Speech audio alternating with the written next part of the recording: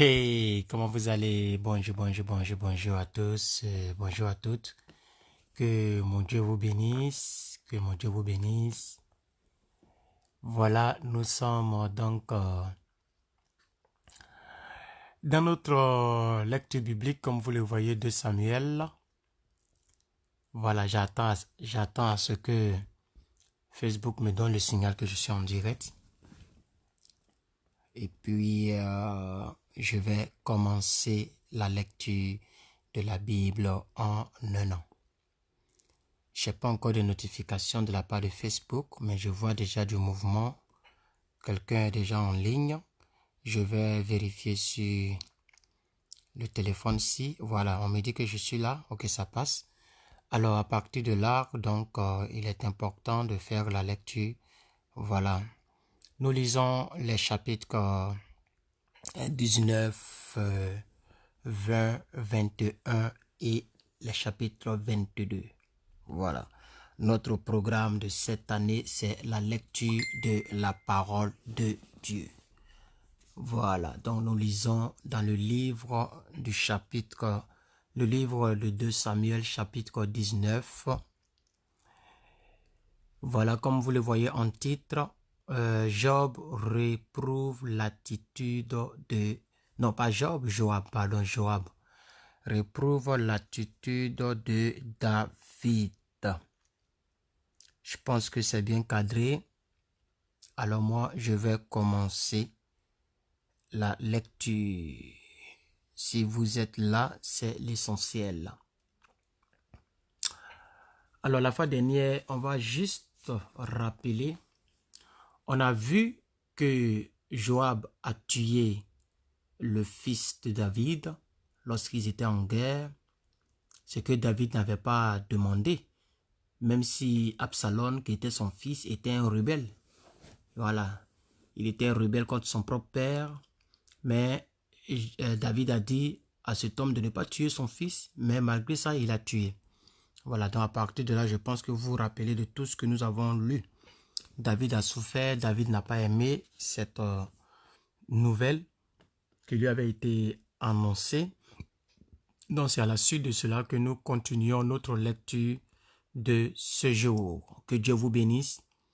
Que Dieu vous protège contre tout ce qui a un nom. Parce que notre Dieu a reçu le nom au-dessus de tout nom.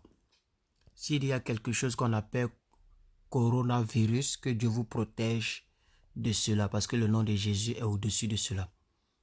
Voilà. On vint dire à David, à Joab, voici, le roi pleure et se lamente à cause d'Absalom. Et c'est ça que j'aime beaucoup sur David. Quels que soient tous ceux qui lui font le mal, il n'a pas un sentiment de vengeance. Il a plutôt un sentiment de compassion quand le malheur frappe ces personnes-là. Quand le malheur a frappé Saül, il a eu un sentiment de compassion. Il a même demandé à ce que les gens l'enterrent dignement et il a fait du bien à tous ses enfants. Voici encore son fils Absalom. La Bible dit que David se lamente, David pleure. Et la victoire ce jour-là fut changée en deuil. Vous voyez, la victoire qui devrait être célébrée par un homme normal. Un homme normal, normalement, doit célébrer cette victoire parce que son ennemi est mort. Mais au-delà de son ennemi, c'est son fils. Comme Saül, au-delà de son ennemi, c'était le roi et le oint de l'Éternel. Voilà comment David voit les choses au fait. Donc, ce jour-là, la victoire fut changée en deuil pour tout le peuple, car en ce jour-là, le peuple entendait dire, le roi est affligé à cause de son fils. Pas à cause du rebelle, mais à cause de son fils. Ce même jour, le peuple rentra dans la ville à la dérobée, comme on l'aurait fait des gens honteux d'avoir pris la fuite dans le combat. Le roi donc s'était couvert le visage, il criait à haute voix, « Mon fils Absalom, Absalom mon fils, mon fils. » Joab entra dans la chambre où était le roi et dit, « Tu couvres aujourd'hui de confusion la face de tous tes serviteurs qui ont aujourd'hui sauvé ta vie. celles de tes fils et de tes filles, celles de tes femmes et de tes concubines. Tu aimes ceux qui te haïssent. Voici comment un homme normal parlerait. Donc ça veut dire que toi tu aimes ceux qui te haïssent. Vous voyez? Bref, verset 6. Tu aimes ceux qui te haïssent et tu détestes ou tu hais ceux qui t'aiment. Car tu montres aujourd'hui qu'il n'y a pour toi ni chef ni serviteur. Et je vois maintenant que si Absalom vivait et que nous soyons tous morts en ce jour, ce serait agréable à tes yeux. Voilà comment le mondain et le païen pourraient prendre cette situation. Lève-toi donc, sors et parle au cœur de tes serviteurs, car je jure par l'Éternel que si tu ne sors pas, il ne restera pas un seul homme avec toi cette nuit, et ce sera pour toi pire que tous les malheurs qui te sont arrivés depuis ta jeunesse jusqu'à présent.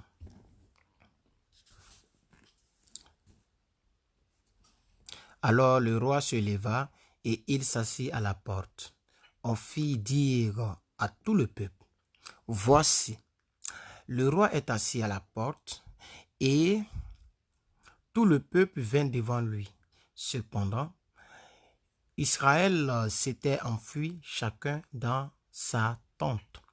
Et dans toutes les tribus d'Israël, tout le peuple qui était en contestation disant, le roi nous a délivrés de la main de nos ennemis.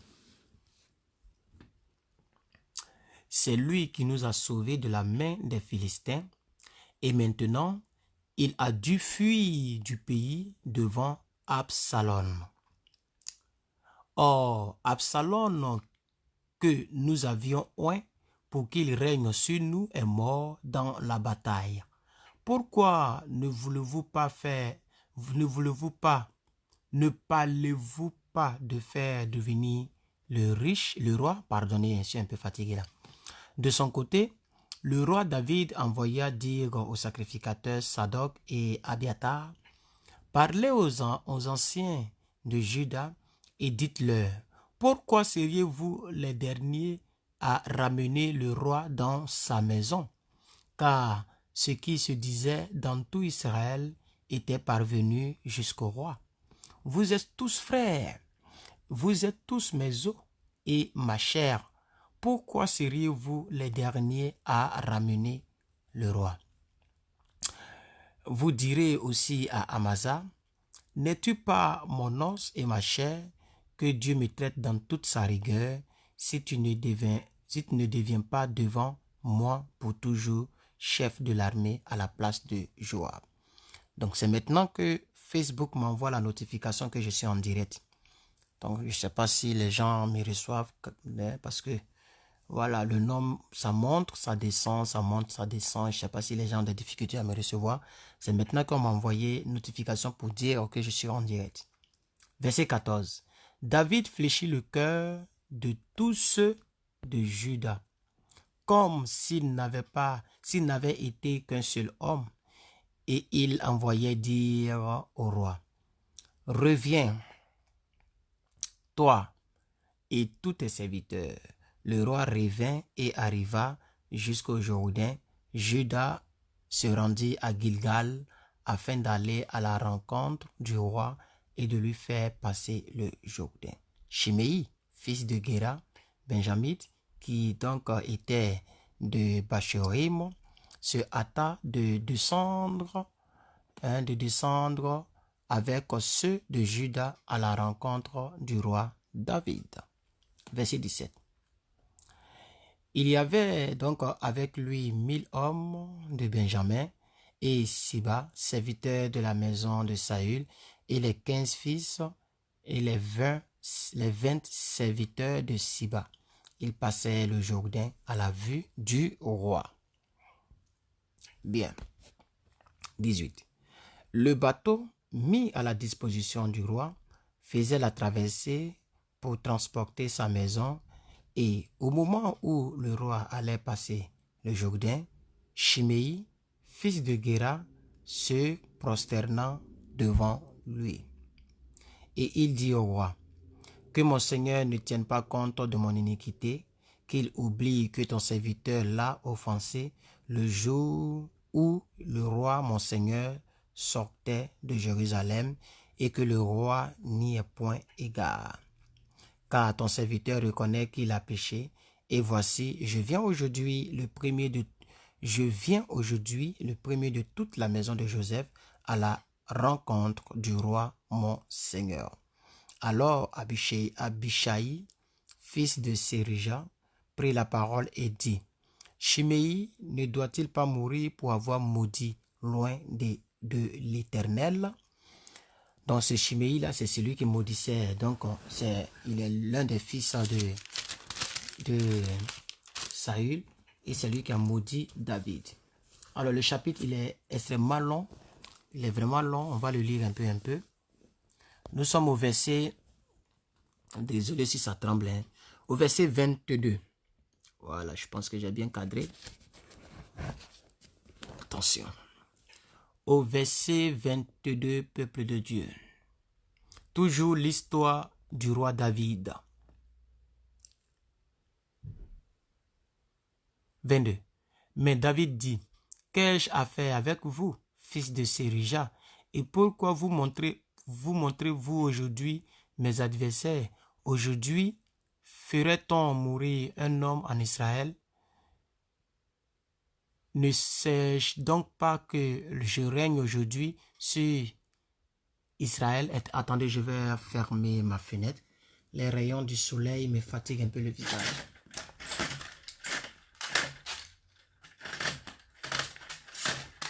Voilà, je pense que comme ça, c'est bon.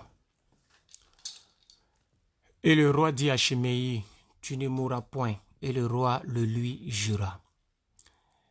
Méphibosheth, fils de Saül, descendit aussi à la rencontre du roi. Il n'avait point... Désolé, je vais bien me placer où. Tout ça, c'est les aléas du direct. C'est où? On était où là? Méphibosheth, non? Voilà, on était là. Il faut bien zoomer. Je peux me placer là. Le travail n'est pas facile, le travail de Dieu. Méphibosheth, fils de Saül, descendit aussi à la rencontre du roi. Il n'avait point soigné ses pieds, ni fait sa barbe, ni lavé ses vêtements, depuis le jour où le roi s'en était allé jusqu'à celui où il revenait en paix. Pour ceux qui ne se rappellent pas de Méphibosheth, Méphibosheth c'est le fils de Saül. Voilà. Lorsqu'il se rendit au devant du roi à Jérusalem, le roi lui dit, « Pourquoi n'es-tu pas venu avec moi, Méphibosheth ?» Et il répondit, « Ô roi mon Seigneur m'a trompé, car ton serviteur qui est boiteux avait dit, « Je ferai sceller mon âne et je le monterai, et j'irai avec le roi. » Et il a calomnié ton serviteur auprès de mon Seigneur le roi. Mais mon Seigneur le roi est comme un ange de Dieu. Fais ce qui te semblera bon. Car tous ceux de la maison de mon père n'ont été que des gens dignes de mort devant le roi mon Seigneur. Et cependant, tu as mis ton serviteur au nombre de ceux qui mangent à la table. Quel droit puis-je donc je reprends, quel droit puis-je encore avoir et qu'ai-je à demander au roi? Le roi lui dit, à quoi bon toutes tes paroles? Je l'ai déclaré, toi et Siba, vous partagerez les terres. Et Méphibosheth dit au roi, qu'il prenne même le tout, puisque le roi mon Seigneur rentre en paix dans sa maison. Barzillai, le Galadite, descendit de Rogelim et passa le Jourdain avec le roi pour l'accompagner jusqu'au-delà du Jourdain. Barzillai était très vieux, âgé de 80 ans. Il avait entretenu le roi pendant son séjour à Manahaïm, car c'était un homme fort et riche. Le roi dit à Barzia, non, Barzillai, pardonnez. Viens avec moi, je te nourrirai chez moi et à Jérusalem. Mais Barzillai répondit au roi, combien d'années vivrai-je encore pour que je monte avec le roi à Jérusalem? Je suis aujourd'hui âgé de 80 ans. Puis-je connaître ce qui est bon et ce qui est mauvais? Voilà, je m'arrête là au verset 35. Je vais voir quelque chose. Ne quittez surtout pas. Ne quittez surtout pas.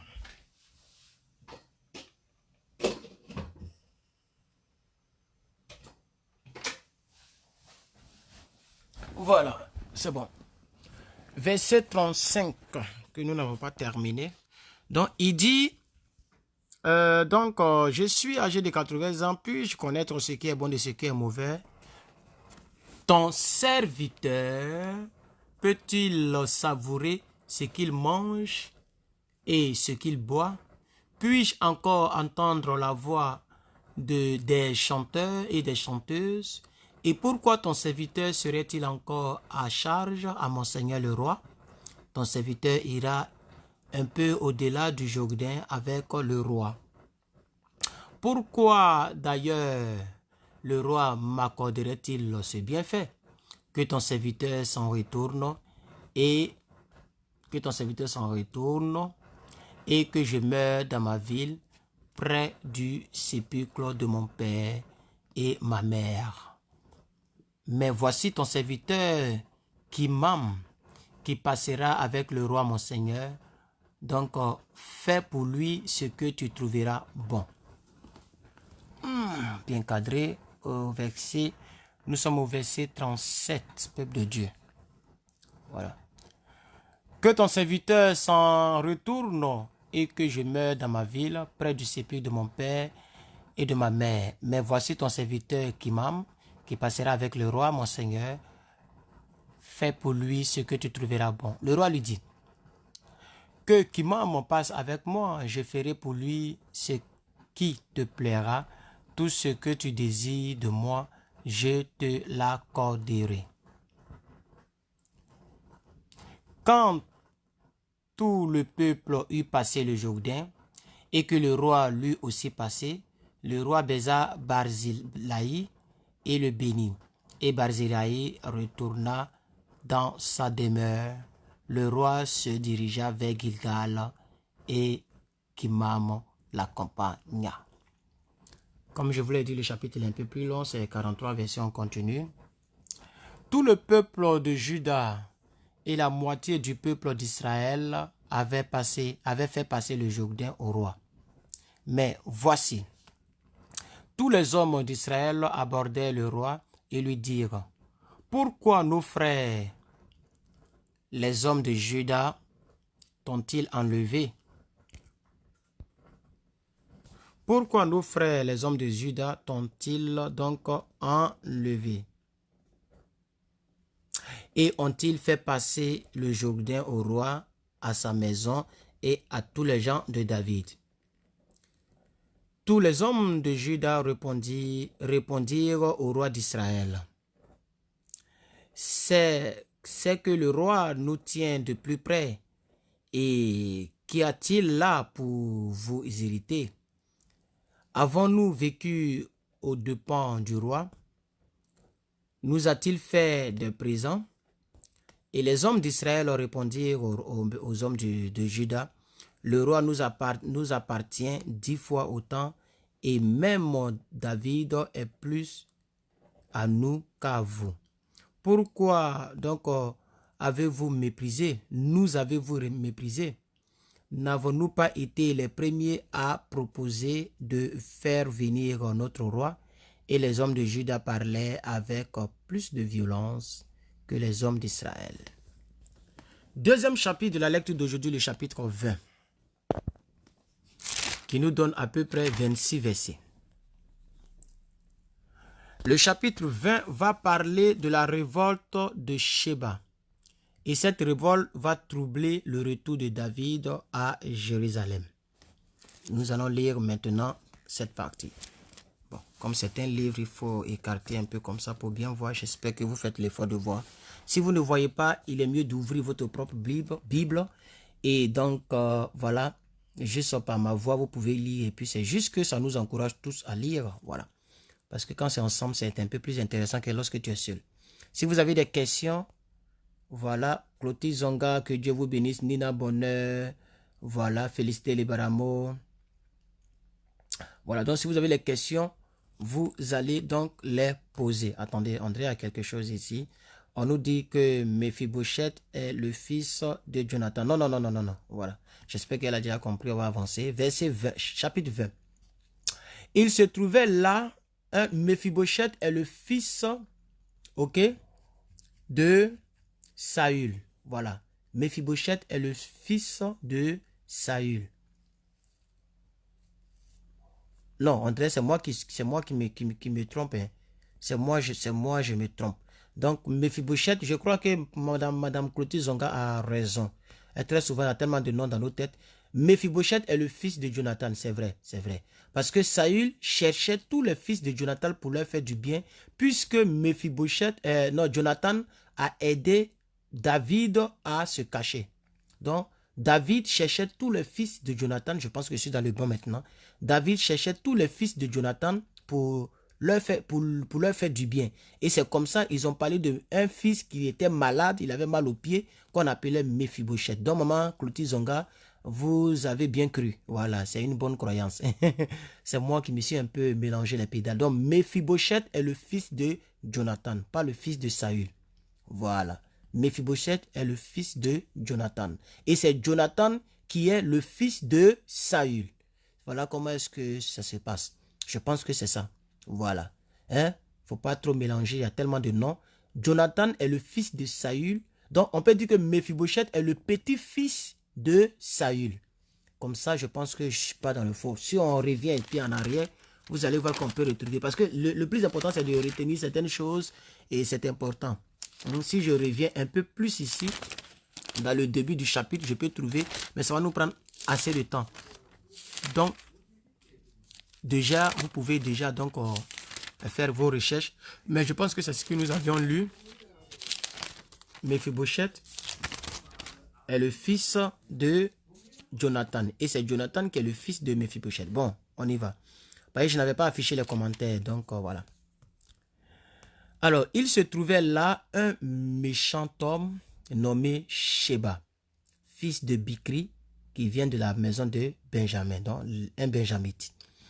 Il donc sonna de la trompette et dit, point de part pour nous avec David, point d'héritage pour nous avec le fils d'Isaïe. Voilà. Donc David est le fils d'Isaïe. On vous avait dit que donc David est le fils d'Isaïe. Chacun a sa tente. Et tous les hommes d'Israël s'éloignaient de David et suivirent Sheba, fils de Bikri. Mais les hommes de Juda restèrent fidèles à leur roi et l'accompagnèrent depuis le Jourdain jusqu'à Jérusalem. David rentra dans sa maison à Jérusalem. Le roi prit les 10 concubines qu'il avait laissées pour garder la maison. Et donc il les mit dans un lieu où elles étaient séquestrées. Il pourvut à leur entretien, mais il n'alla point vers elles. Donc quand on n'habille pas d'aller vers quelqu'un, c'est sortir avec la personne. Ou si vous voulez faire l'amour, pour être plus clair. Donc il n'alla point vers elles. Et elles furent enfermées jusqu'au jour de leur mort, vivant dans un état de veuvage. Le roi dit à Amasa, « Convoque-moi d'ici 3 jours les hommes de Juda, et toi, sois ici présent. » Verset 5. Verset 5. Désolé pour le cadrage, on se débrouille. Amasa partit pour convoquer Juda, mais il tarda au-delà du temps que le roi avait fixé. David dit alors à Abishai, « Sheba, le fils de Bikri, va maintenant nous faire plus de mal qu'Absalom. Prends-toi même les serviteurs de ton maître et poursuis-le, de peur qu'il ne trouve des villes fortes et ne se dérobe à nos yeux. Et Abishai partit, suivi des gens de Joab, des Kérésiens, des Pélésiens et tous les voyants hommes. Ils sortirent de Jérusalem afin de poursuivre Sheba, le fils de Bikri. Verset 8. Lorsqu'il fut près de la grande pierre qui est à Gabaon, Amasa arriva devant eux. Joab était ceint d'une épée par-dessus. Les habitants dont il revêtait, elles étaient donc attachées à ses reins dans le fourreau, d'où elle glissa comme Joab ou pendant que Joab s'avançait. Comme vous voyez, comme souvent ça peut tromper, hein, voilà. Comme les gens peuvent prendre ça comme une comparaison, mais ce n'est pas une comparaison, ok? Voilà, c'est un mot d'action, au fait. Donc, quand vous voyez comme, surtout dans l'Ancien Testament, ça veut dire pendant que, voilà. Donc, pendant que Joab s'avançait. Joab dit à Amasa, « Te portes-tu bien, mon frère ?» Et de la main droite, il saisit la barbe d'Amasa pour le baiser. Amasa, donc, on ne prit point garde à l'épée qui était dans la main de Joab, et Joab l'en frappa au ventre et répandit ses entrailles à terre. Oh, il faut tout le temps attraper ici, là aussi. Attention, je vais attraper ici. Voilà. Donc, je suis au verset, à quel verset? Il le baisa, voilà. Donc, ses entrailles à terre, voilà. Sans lui porter un second coup, et Amasa mourut. Joab et son frère Abishai marchaient. Joab, il tue beaucoup les gens. Hein? Joab et son frère Abishai marchaient à la poursuite de Sheba, fils de Bikri. Un homme d'entre les gens de Joab resta près d'Amasa et lui disait, « Qui veut de Joab et qui est pour David? Qu'il suive Joab. » Amasa donc se roulait dans le sang au milieu de la route, et cet homme, ayant vu tout le peuple, s'arrêtait. Et cet homme, ayant vu tout le peuple, s'arrêtait, poussa donc Amasa hors de la route, dans un champ, et jeta sur lui un vêtement lorsqu'il vit que tous ceux qui arrivaient près de lui s'arrêtaient. Quand il fut ôté donc de la route, chacun suivit Joab afin de poursuivre Sheba, fils de Bikri. Joab traversa toutes donc les tribus d'Israël dans la direction d'Abel Beth-Maacah. Et tous les hommes d'élite se rassemblaient à le poursuivre. Il vint donc assiéger Sheba dans Abel Beth-Maacah, et il élevait contre la ville une terrasse qui atteignait le rempart. Tout le peuple qui était avec Joab sapait la muraille pour la faire tomber. Alors une femme habile se mit à crier de la ville, « Écoutez, écoutez, dites, je vous prie à Joab, approche jusqu'ici, je vais te parler. » Il s'approcha d'elle et la femme dit, « Es-tu Joab ?» Il répondit, « Je le suis. » Et elle lui dit, « Écoute les paroles de ta servante. » Il répondit, « J'écoute. » Et elle dit, « Autrefois, on avait coutume de dire que l'on consulte Abel, et tout se terminait ainsi. Je suis une des villes paisibles, fidèles en Israël, et tu cherches à faire périr une ville qui est une mère en Israël. Pourquoi détruirais-tu l'héritage de l'Éternel? » Joab répondit, « Loin de moi la pensée de détruire et de ruiner. La chose n'est pas ainsi, mais un homme de la montagne d'Éphraïm nommé Sheba, fils de Bikri, a lavé la main contre le roi David. Livrez-le lui seul et je m'éloignerai de la ville. » La femme dit à Joab, « voici, sa tête te sera jetée par la muraille. Et la femme alla vers tout le peuple avec sa sagesse, et il coupa la tête de Sheba, fils de Bikri, et la jetèrent à Joab. Joab sonna de la trompette, on se dispersa loin de la ville, et chacun s'en alla dans sa tente.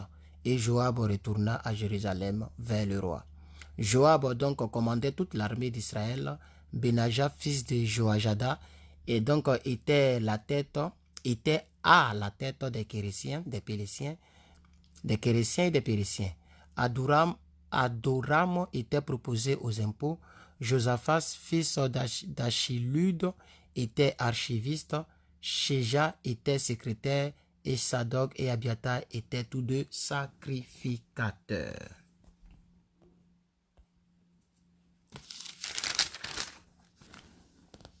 Et il donc Ira de Jaïr était ministre de David. Alors, je vois encore s'il y a des commentaires. Oui, c'est ça, il est le fils de Saül. Oui, voilà, donc c'est propre. Alors, j'enlève le commentaire, je continue avec le chapitre 21. On finit au chapitre 22.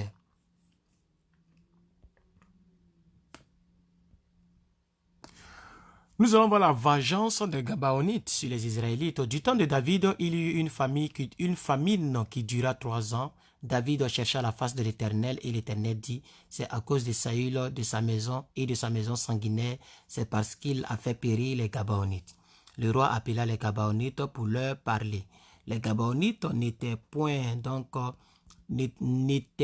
d'entre les enfants d'Israël, mais c'était un reste des Amoriens.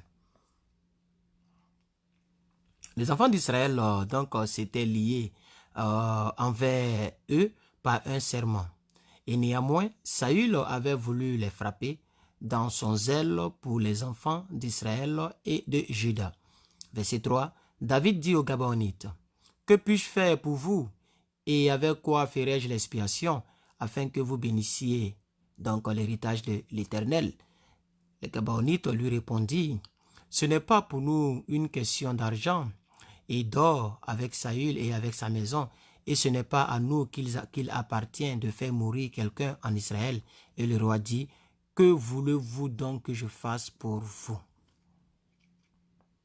Ils répondirent donc au roi, « Puisque cet homme nous a consumés et qu'il avait le projet de nous détruire pour nous faire disparaître de tout le territoire d'Israël, qu'on nous livre 7 hommes d'entre ses fils, et nous les pendrons devant l'Éternel à Gibéa de Saül, l'élu de l'Éternel. » Et le roi dit, « Je les livrerai. » Le roi épargna Méphibosheth, fils de Jonathan, fils de Saül. Voilà, donc voici ce que nous étions en train de parler.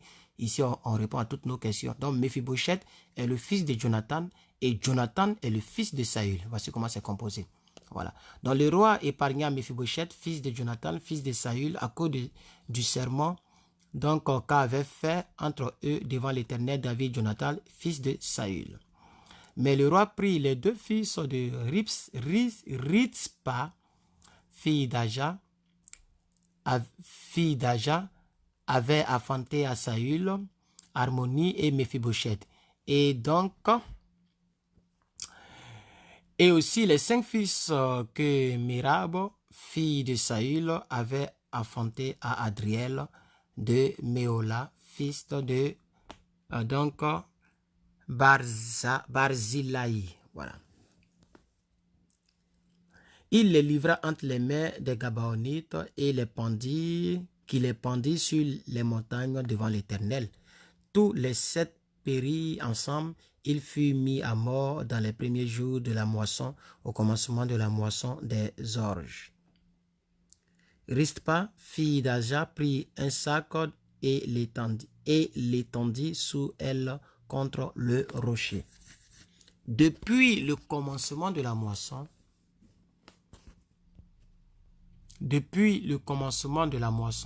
jusqu'à ce que la pluie du ciel tombe sur eux, et elle empêcha les oiseaux du ciel de s'approcher d'eux pendant le jour, et les bêtes des champs pendant la nuit.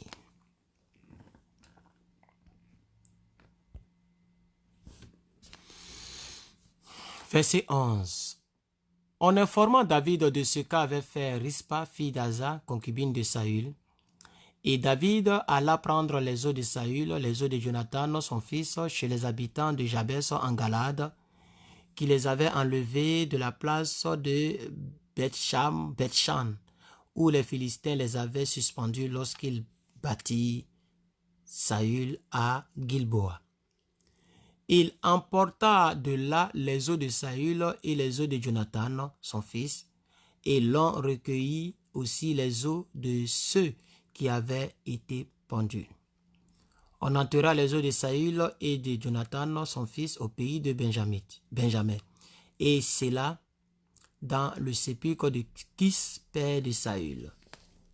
Et l'on fit tout ce que le roi avait ordonné. Après cela, Dieu fut apaisé envers le pays. Bien.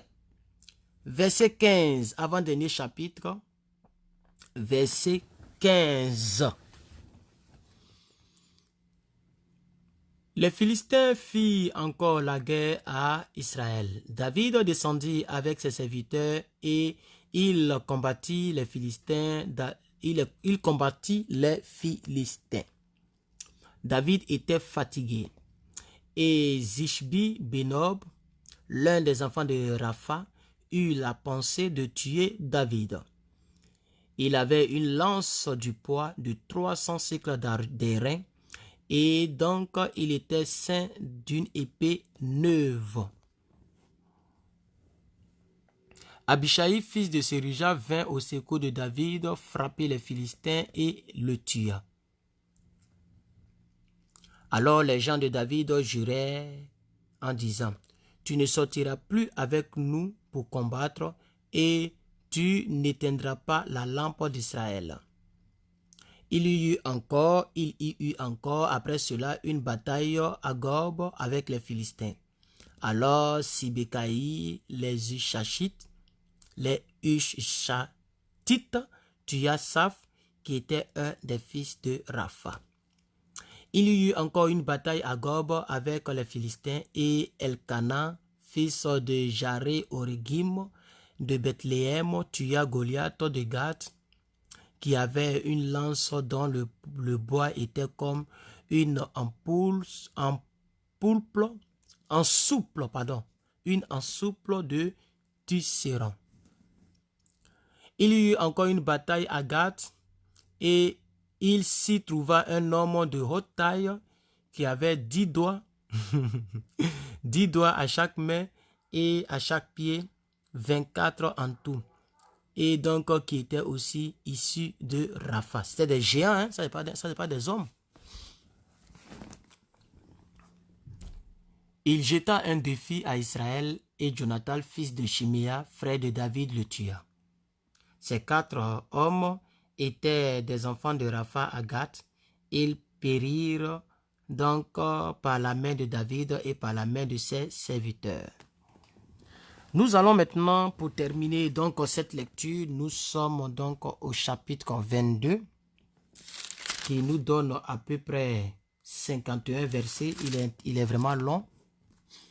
Donc on va lire ce chapitre et après cela, je vous souhaiterai bonne journée et je vous dirai au revoir. Donc c'est long parce qu'il s'agit donc d'un cantique, un cantique de David que nous allons lire.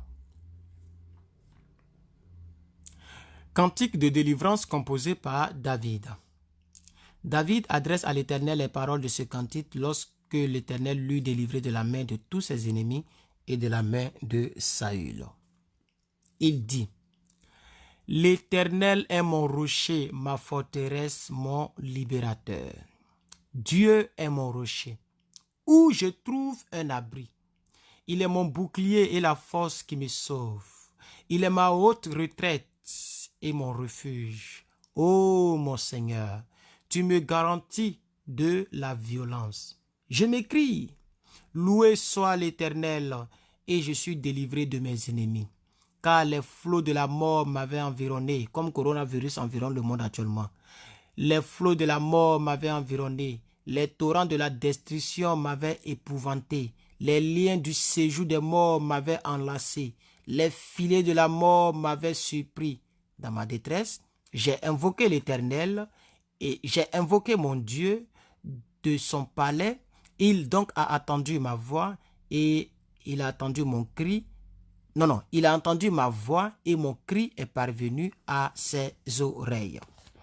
C'est ça que nous devons faire comme David. On doit faire comme David à ces périodes de corona. La terre fut ébranlée et trembla. Les fondements des cieux frémirent et il fut ébranlé parce qu'il était donc irrité. Il s'élevait de la fumée dans ses narines et un feu dévorant sortait de sa bouche. Il en jaillit des charbons embrasés. Il abaissa les cieux et il descendit. Il y avait une épaisse nuée sous ses pieds. Il était monté sur un chérubin et il volait. Il paraissait sur les ailes du vent. Il faisait des ténèbres une tente autour de lui. Il était enveloppé d'amas d'eau et de sombres nuages. De la splendeur qui le précédait s'élançaient des charbons de feu. L'Éternel tonna des cieux, le Très-Haut fit retentir sa voix. Il lança des flèches et il dispersa mes ennemis. La foudre et les mit en déroute. Le fil de la mer apparut. Les fondements du monde furent découverts par la menace de l'Éternel, par le bruit du souffle de ses narines. Donc là, attendez par là, par le vent. Il étendit sa main d'en haut, il me saisit, il me retira des grands eaux, il me délivra de mon adversaire puissant, de mes ennemis qui étaient plus forts que moi.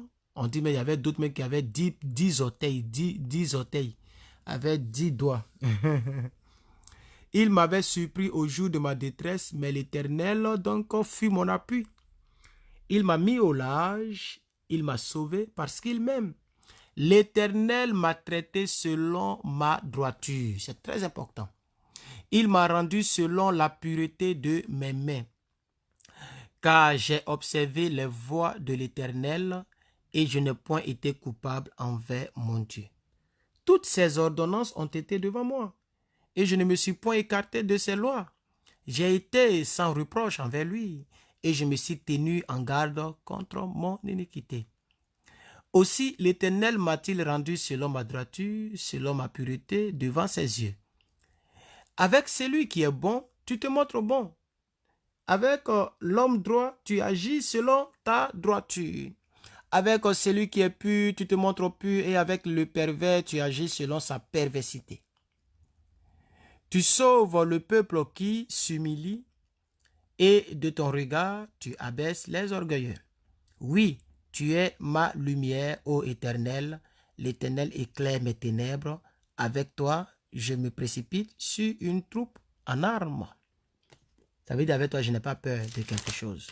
On continue le cantique de David, toujours au chapitre 22, verset 31. Avec mon Dieu, je franchis une muraille. Gloire à Dieu. J'espère que on est là un peu. Les gens n'aiment pas la parole de Dieu. Une page de 17 000 abonnés, il y a quelques 5-6 personnes en ligne. Oh Seigneur Jésus. Les voies de Dieu sont parfaites et la parole de l'Éternel est éprouvée. Il est un bouclier pour tous ceux qui se confient en lui. Car qui est Dieu si ce n'est l'Éternel? Et qui est un rocher si ce n'est notre Dieu? C'est Dieu qui est ma puissante forteresse et qui me conduit dans la voie droite. Il rend mes pieds semblables à ceux des biches et il me place sur mes lieux élevés. Il exerce mes mains au combat et mes bras tendent l'arc des reins. Tu me donnes le bouclier de ton salut et je deviens grand par ta bonté. Tu élargis le chemin sous mes pas et mes pieds ne chancellent point. Je poursuis mes ennemis et je les détruis. Je ne reviens pas avant de les avoir vaincus. Je les frappe, je les brise et ils ne se relèvent plus. Ils tombent sous mes pieds. Tu me ceins de force pour le combat. Tu fais plier sous moi mes adversaires. Tu fais tourner le dos à mes ennemis de devant moi et j'extermine ceux qui me haïssent. Ils regardent autour d'eux et personne pour les sauver. Ils crient à l'Éternel et il ne leur répond pas. Je les broie comme la poussière de la terre, je les écrase, je les foule comme la boue des roues. Et tu me délivres des dissensions de mon peuple. Tu me conserves pour chef des nations, un peuple que je ne connaissais pas, mais asservi. Les fils de l'étranger, excusez-moi, je vais bien cadrer, désolé. Je suis ici. Les fils de l'étranger me flattent, ils m'obéissent au premier ordre. Les fils de l'étranger sont en défaillance, ils tremblent hors de leur forteresse. L'Éternel est vivant et béni soit mon rocher. Béni soit mon rocher, que Dieu, le rocher de mon salut, soit exalté, le Dieu qui est mon vengeur, qui m'assujettit les peuples et qui me fait échapper à mes ennemis. Tu m'élèves au-dessus de mes adversaires, tu me délivres de l'homme violent. C'est pourquoi je te louerai parmi les nations, ô Éternel, je chanterai à la gloire de ton nom. Il accorde de grandes délivrances à son roi et il fait miséricorde à son oint, à David et à sa postérité pour toujours. Que Dieu vous bénisse, les frères et sœurs. Que sa grâce soit avec vous. Voilà, nous venons de finir la lecture de la Bible en un an. Voilà, et pas de finir. Oui, nous venons de finir la lecture de la Bible en un an pour aujourd'hui, bien sûr, dans 2 Samuel. Et demain, nous continuons avec 2 Samuel 23, 24, 25 et 26. Non, pardonnez, il n'y a pas tout ça. Hein, voilà. Donc, nous lisons 2 Samuel 20, chapitre 23, chapitre 24. Voilà. Et on va tomber dans un nouveau livre, le premier livre des rois. Mais c'est toujours l'histoire de David, je crois. Voilà, vous voyez bien ici. Hein, après le chant, il y a encore un dernier jour de David avant sa vieillesse. On va continuer ça dans le livre des rois. Donc, on va lire le livre des rois. Donc, voici tout ce que nous avons lu jusqu'à ce jour, le 3e mois de l'année. Alors, demain, on termine 2 Samuel et on attaque un roi. Voilà, donc ce qu'on va faire, attendez que je vois. Oui, demain, on va faire ça. 2 Samuel, on lit les 2 chapitres et on lit un roi 1, un roi 2. Voilà, ok. Que Dieu vous bénisse et puis, je réitère mes bénédictions. Que Dieu vous protège contre ce virus. Voilà, que Dieu fasse que vous soyez plus que vainqueurs, voilà, contre cette situation qui passera bientôt, j'en suis sûr. Voilà, que Dieu vous bénisse et puis portez-vous bien. Cette année, plus que vainqueur ne prêche pas, plus que vainqueur lit sa Bible entièrement. Et en 2021, on croit que le virus ne va pas nous trouver en 2021, ça on le croit. En 2021, on va vraiment prêcher la parole de Dieu par la grâce de Dieu. Soyez bénis et puis bye bye, que Dieu vous bénisse. Bye bye.